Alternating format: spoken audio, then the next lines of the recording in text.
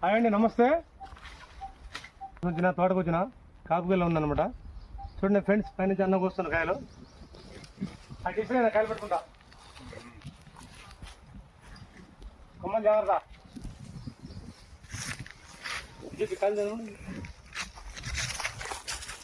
ఏం కాయలు నీకు బాగున్నాయి?